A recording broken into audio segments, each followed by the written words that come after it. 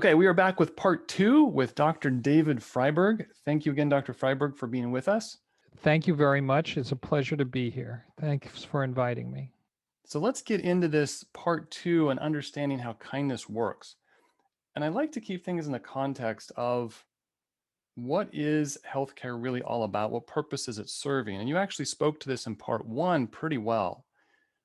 What do you see the purpose of life being in one sentence? The purpose of life is to achieve meaning and happiness through connection and positive action. Awesome. I love it. So in healthcare, we so often get lost in the weeds that we forget that. So as we talk about kindness in particular and how to use it as medicine, we want to keep that in mind. Absolutely. Now, we live in a pretty crazy world. At the time we're recording this, the Capitol has just been attacked with a mob. It's a pretty tense time in society. So that's kind of a peak, but we've had a pretty tense society and lifestyle for many years. Can you give us a picture of why stress is such a problem in modern life? Sure. I mean, at a very high level, stress induces a response in both our psychology and which translates into our biology. And that is, we are wired to be able to respond to threats. That is a very important thing. And some folks may have heard of the fight or flight reaction that was described by Selye years ago. Simply put, we're wired to respond to it. The problem becomes is when it's chronic, when there's too much stress for too long a period of time. That causes illness because these adaptive mechanisms become maladaptive or harmful. Okay, perfect. So basically, bear jumps out of the wood. I need to be able to climb that tree pretty fast or run pretty fast, kind of thing. But in modern life, with so much going on so much of the time, we kind of get stuck in that mode and it ends up draining us. So, what is the science showing are things that we can do that are tangible that we can then put kindness into that picture of? So, a major way to what's called buffer stress, to develop resilience. So, there's the stressor, that is the inciting the bear, or maybe impending loss of a job, or the loss of a job, or the loss of a loved one. Those are all called stressors. The response that our bodies manifest is the stress response, in which we commonly put under the umbrella, we've got a lot of stress. So things could be going on outside of us that don't induce the stress response at all. Those things then can, when it's our response to it, our response to the stress can be buffered by other things. So, for example, meditation. So, people who are regular meditators do not respond necessarily as vigorously with a stress response to an outside event. They don't become attached to it, and they allow for understanding that it is distinct from them. Interpersonal connection is another major source for buffering stress, or another way of saying it is building resilience. Building resilience is the time that when you need it, right, to draw on it, that the stress does not, or the stressor does not bother you as much. And the way to build interpersonal connection is what psychologists would call pro-social behavior. What most commonly would be called kindness, altruism, caring, generosity. Okay, so in this context of today's life and stress, a huge part of balancing that stress is our ability, our functional experience of being connected to others in positive and healthy ways. Absolutely. And there's a lot of things that we know scientifically will help lower that stress response, help get us out of being stuck. Exercise, meditation, sleep. These are all fantastic things. But what you've been focused on and finding and documenting and doing studies on, and then practical implementation, is that kindness is a very tangible way to build that, to implement that pro social, that connectedness building function, right? Yes, it is a major way to establish positive interpersonal connection. And it's been shown by others that pro social behavior, that kindness causes and strengthens connection. It also lessens the differences by doing so between us. So, as you were referencing the Capitol and the differences between Democrats and Republicans, the having kindness, experiencing it, seeing it, lessens those differences. It closes that gap. Yes. And what you were sharing in part one, you had found in your own experience that the more you watch the news, which tends to be negative, the more down you felt, the more unhappy you felt. And the opposite would also be true. The more good that we observe or take in, our visual diet, as you aptly described it, the more that boosts our happiness, that boosts our resilience, makes our shock absorbers function better for the stresses of life. Yes, nice way of putting it. Thank you. So what is, I'd like us to just talk a minute on the definition of kindness. So it's a great word. I think we all sort of intuitively understand what we're talking about. But anytime we do something scientifically, of course, definitions become very important. And as we go to understand how to use lifestyle as medicine in our day to day life, what exactly is kindness? That's a great question. And it's not easy at all to define. In studies, they define it by specific acts that they would test, like the willingness to donate and the amount of the donation, or the willingness to help, etc. Kindness comes in all shapes and forms. It's as simple as holding the door, saying good morning to someone, giving them a smile, perhaps not criticizing them, to devoting your life to Habitat for Humanity and working on homes for those who don't have it. Um, so there's a huge range, just like there is for exercise, for example, right? Exercise could be simple walking, or other forms to triathlons. So a little, even a little, is good. And the practice of it, and it's really about regular practice, which maintains these connections, which tells somebody else, I see you, you matter to me, you're important, and therefore we are connected.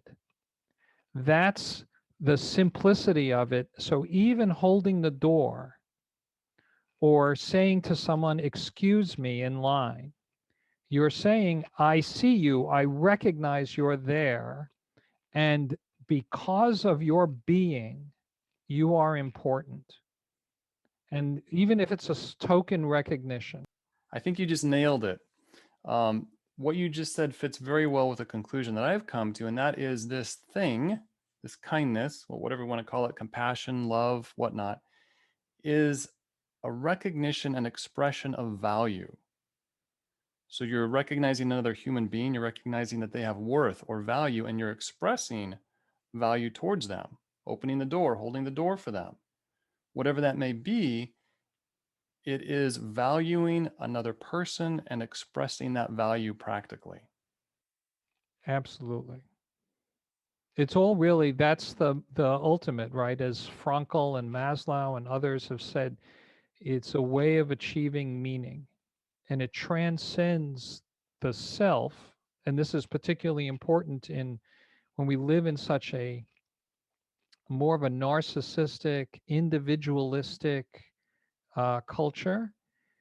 And that's not said critically. It's said just recognizing it, that health, mental and physical health, comes from transcending the differences between us, or amongst us, better said, because there are more than two, and um, appreciating and valuing the lives of others. And that could even be not just humans, any living being. And actually, you touched on what I was about to say. So that was perfect. What is the contrast of kindness to help us understand kindness better? The contrast is narcissism, which is basically me, me, me. It's all about me. And I'm going to take, even if it hurts you, I'm going to devalue you because I'm trying to just value me. So there is a symbiosis of good, healthy relationships. It benefits everyone. But the contrast, if you will, is some people may call it selfishness versus unselfishness or altruism. Absolutely. Now, let's talk about the physiology and how this works inside of us. When we experience kindness, what does that do inside of us? So you may be, I'm sure you and your audience are familiar with the old expression, the giver benefits more than the receiver. Yes. A fellow named Alan Lux, who is not a scientist, as far as I know, wrote a book, and he coined years ago, he coined the phrase the helper's high. And what he was describing later with more neurophysiologic investigation was clear activation of reward systems in the brain, that when people experience kindness or caring and connection, because now, I hope everyone's getting the idea that kindness equals positive connection. They're really the same thing.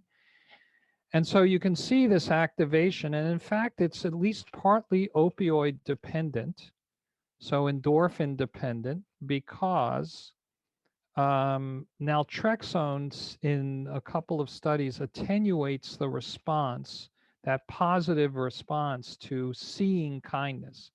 So experiencing it can be actually doing it, or it can also be seeing it. And that's where the work that we've done with kindness imagery ties in. I just want to pull out that one point that you just touched on.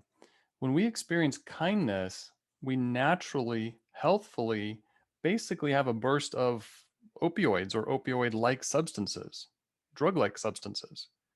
So, in effect, the opioids, the street drugs, these problematic prescription medicines are the artificial version of what we're naturally wired for.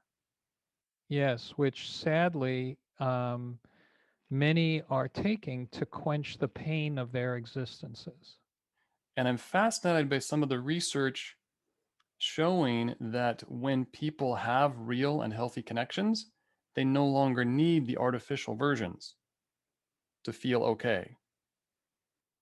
So it ties back also to loneliness, to your point. So loneliness is the antithesis, right? Is the lack of meaningful connection, or a paucity of it, Yes. deficiency perhaps.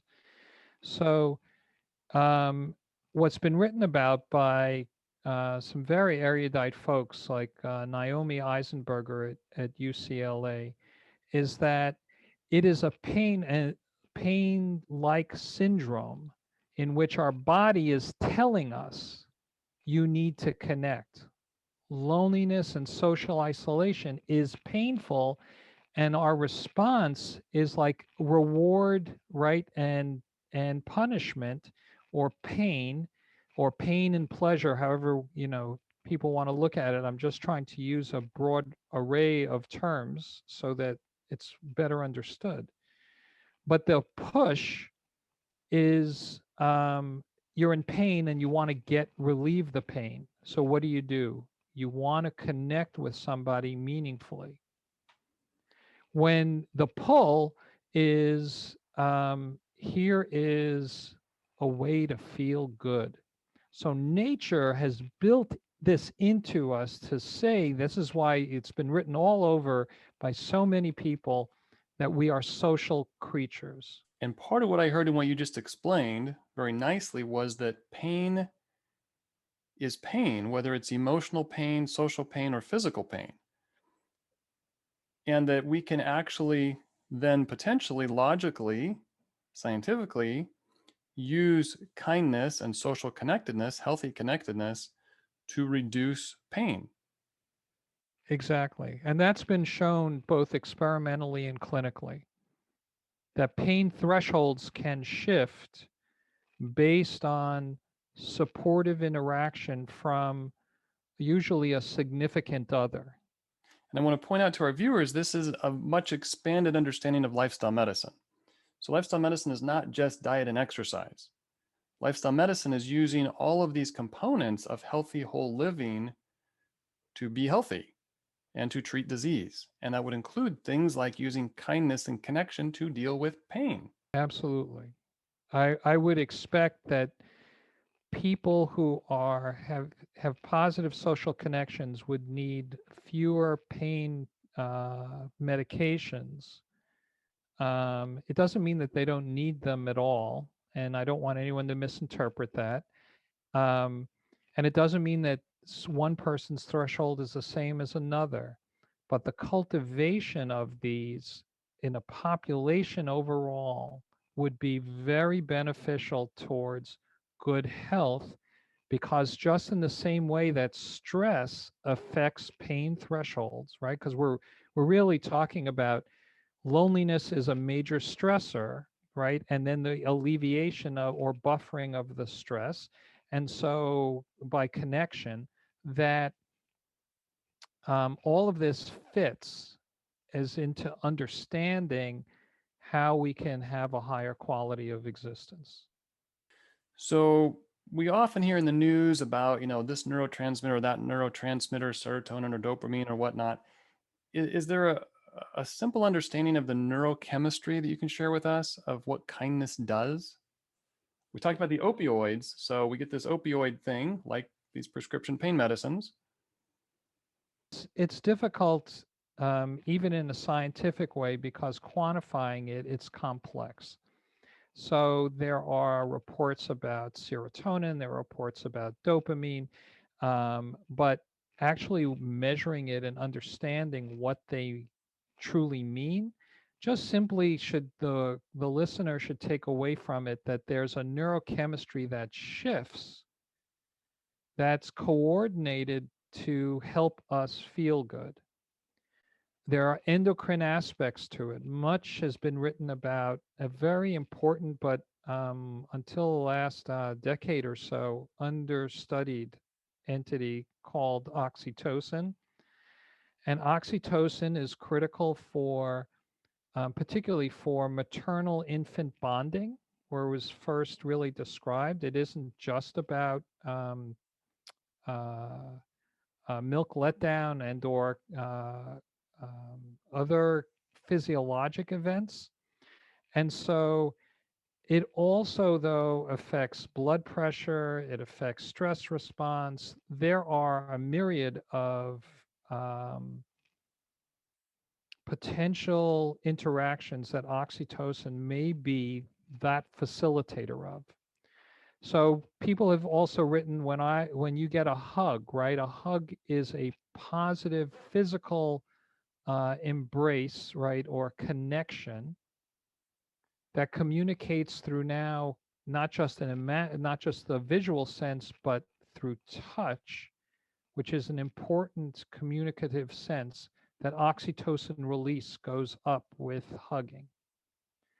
So I am reluctant to try to oversimplify this, but to say that there's a coordinated system that works and can be induced by simple acts like gentle touch.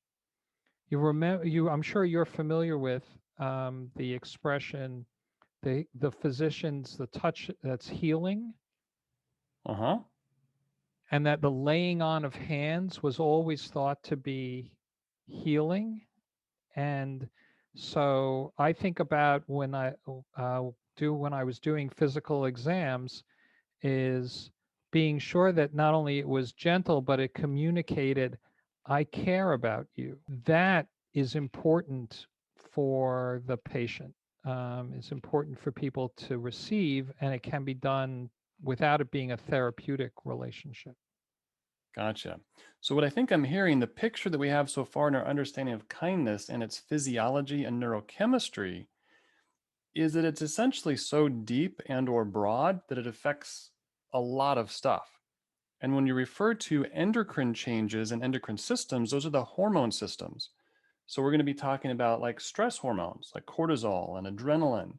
And you mentioned neurotransmitters. Essentially, this is so deeply wired into our being and our brain and who we are that it affects almost everything. The neurochemistry, the hormones, the electrical impulses, essentially all of it. Absolutely. And I think that that's why when it manifests as we discussed in the last segment as a decrease in death rate in volunteers, all of that's integrated into that observation. So, kindness is this really deep, deep, sort of all pervasive, all impacting thing that we can potentially experience, and hopefully we are experiencing. How do we do it? How do we have more kindness in our life? What can I do today or tomorrow to put that into my life to use it as medicine? There are a variety of things. On the simplest level, one can simply look for kindness, and that is seeing it. Now we do it, to help people um, in as little a bias as unbiased way as possible. But just go out and look for it because it's there all the time. And then you can look at our images, or you can look at and or see look around you, because people are kind. So, actually, I just want to stop for just a minute because what you said there at first is actually huge and something many people won't think of, to simply look for what's already there. So, one of the big things in lifestyle as medicine is changing our awareness, the things that are registering, the things we're paying attention to or not, and simply looking for and being aware of that it is going on around us all the time. So, why am I sitting stewing in the muck? Well, I can start looking for it. I can start noticing when someone holds a door for someone else. I can go, oh, that was cool. I can let that register. I can then hold the door for someone else. So, simply being aware is a huge factor. And then you can do things like you're referring to, where we're getting those images into our visual space. And perhaps you have some suggestions for different ways of doing that. There's obviously your content. What else might we do with that? Well, for seeing things, a website that I have liked and I've also published on is called the Good News Network, and they do a really nice job with bringing out positive news. Now, it's not always kindness, of course. Someone may have discovered a new cure for a particular disease, but it at least is positive intake of content in media, and you can see that. There are there are several websites that um, publish kindness related content. You can find them in Facebook and elsewhere. So that's the first piece. So what I think I'm hearing there is essentially diet management. Visual diet, yes. Understand your visual diet is a diet, and you can make choices and you can do menu planning, if you will. So if I were to plan, okay, well, I'm not just going to watch the ordinary news every night. I'm also going to watch 5 or 10 minutes of the Good News Network or something similar. Absolutely. And CNN, for example, has just started to send out a newsletter with positive news. So there are plenty of sources out there, and plenty of ways to take it in. An important feature here, though, and I just guessing that some people might have this thought is they might see, or much of what they might see, is negative. Someone being cruel to someone else. Now, or not as kind as they could be, and that might stick with them more. And the important point to relay to people is that negative imagery or experiences have at least fivefold the impact as positives. Wow.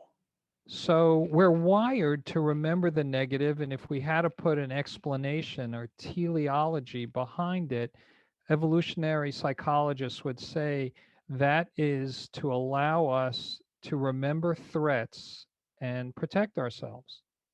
The problem in the modern day existence is that, well, we might see something negative and that impacts us, and then it takes a lot more positive stuff to counterbalance it. So reflect on that as you're going through, for the listeners, as you're going through the day. um, there are plenty of positive things that are out there, which then allows us to, and I think you were talking about awareness, and there's a discipline called appreciative inquiry, where essentially you're admiring or seeing the positives that are out there, and the extended concept of that, what people can practice that's simple and very related to kindness, and very related to lifestyle medicine and all the wonderful things that you and your colleagues are about, is gratitude. Yes. You may have heard about, there's Martin Seligman and others have propagated this. Martin Seligman is a professor of psychology, but really the founder of positive psychology from the University of Pennsylvania. And he had developed something called the 3G exercise, which is really saying three things that you're grateful for each day.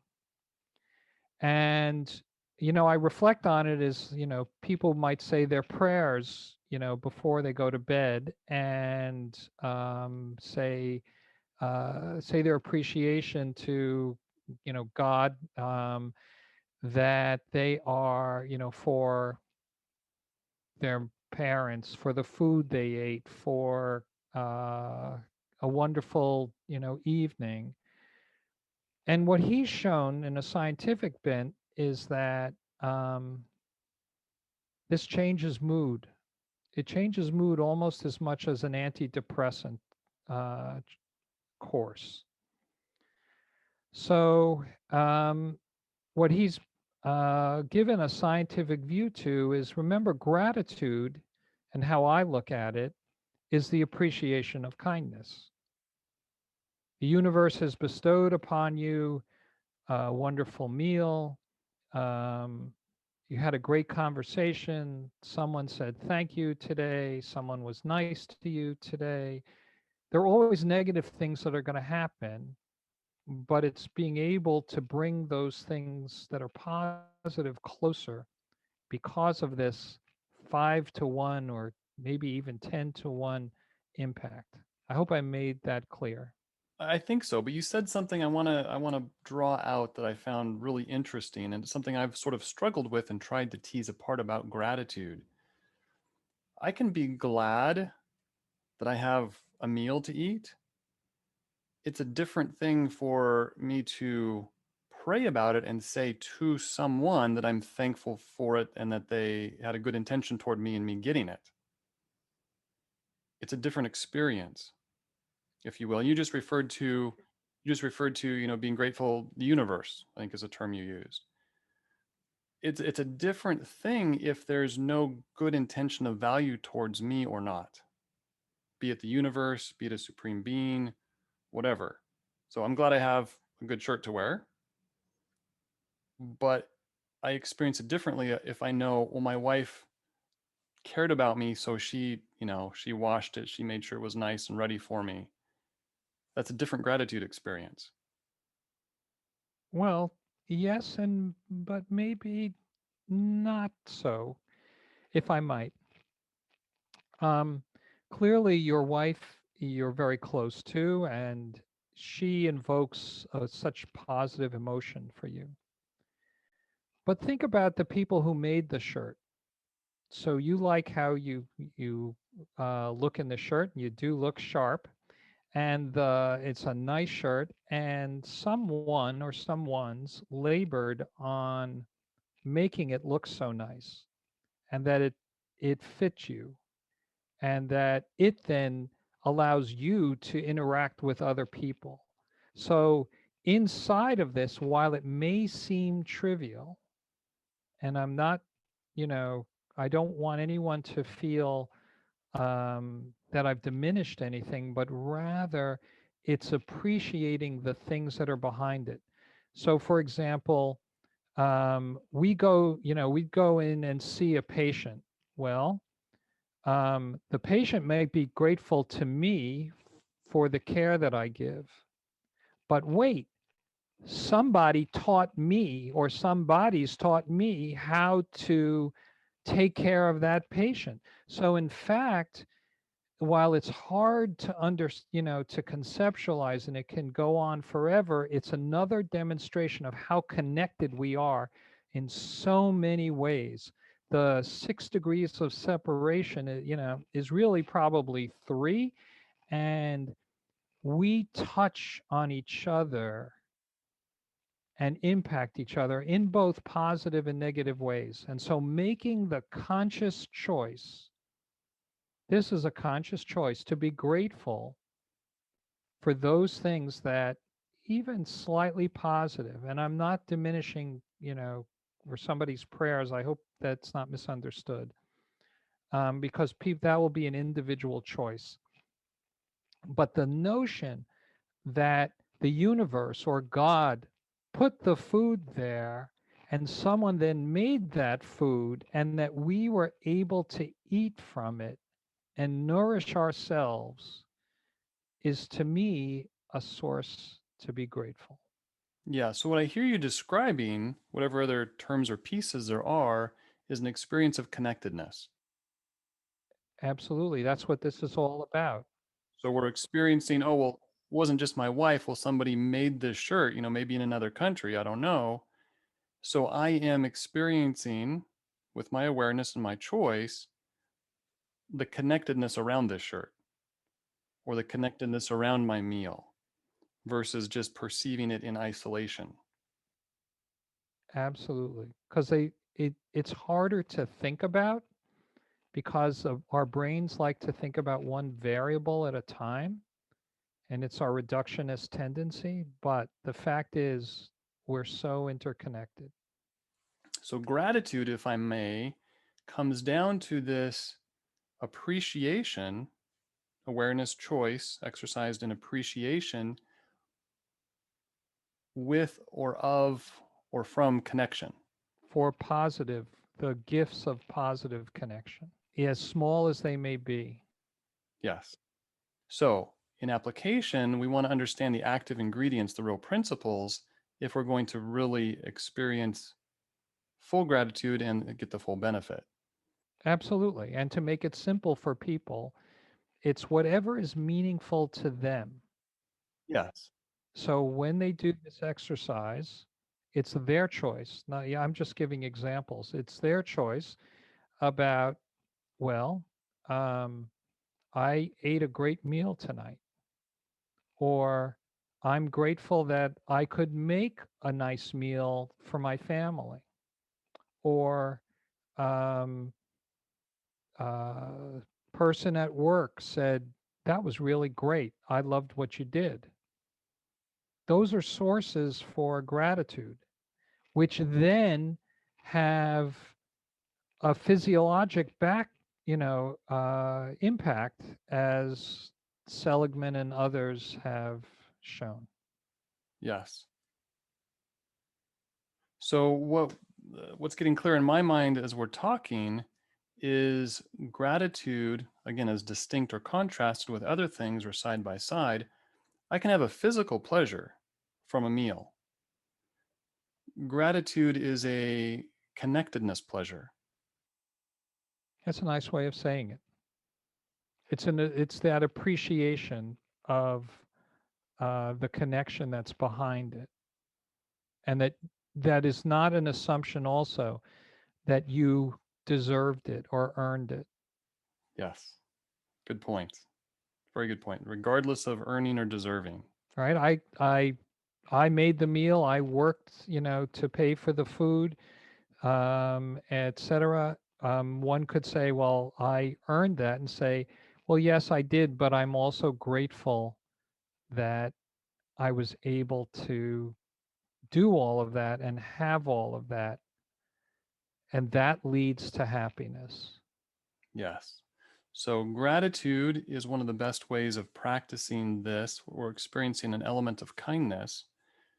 So, awareness management, managing our environment, managing our visual diet, and simple practices, whether we use an app or a little journal or whatever it is, of just routinely taking a little bit of time and energy to experience that thankfulness, that gratitude, that appreciation. Absolutely. You got it, and you digested that, very well. So, just as a recap, in part one at the end, we talked about how people can be involved in this, how you can access Dr. Fryburg's organization, their website, EnvisionKindness.org, with an E, by the way. We'll put this the link in the text up on the screen here. You can contribute your own photographs if you have good images of kindness. You could potentially donate. And if you work in one of the settings in which they are trying to get this content out into to help change that work environment experience, be part in your organization making that happen. Be a beta testing site if it's at that phase, or if it's further down the road. Encourage your organization to pay whatever nominal subscription fee may be involved to help change and improve the work environment, and for those you serve as well as for the employees potentially. Thank you very much. It's to emphasize for people, this is scientifically based. Although this is an exercise in the humanities, there's science behind it. And for those who are interested, there's a paper that's in press in Frontiers in Psychology that describes the use of the kindness content in a healthcare setting and how it affected people. And then other papers to come out in medical journals and other places, so that what you feel is real. When you see kindness, when you experience kindness, you feel good. It isn't something soft or just squishy alone. And maybe you might discount it by saying, oh, it's just something, okay, I feel good. So what about it? Um, but there's not only a scientific basis, but the other piece is you're sharing the same feeling with so many other people. This is something about being human, about being alive. And that way, the science helps you understand the broader context of it. Fantastic. Dr. Fryburg, thank you so much. As he said, this is totally scientifically legitimate. It is a powerful tool. It's not a minor tool, it's a major tool to use lifestyle as medicine. Thank you. It was a real privilege to be able to be here with you, and I can't express my gratitude. I will be thinking about it tonight. Excellent. And Dr. Fryburg, you don't know this, but our closing theme or tagline, which fits so perfectly with what we just talked about, is to help you live healthy, happy, and whole. Very cool. Very apt. Thank you. Bye bye.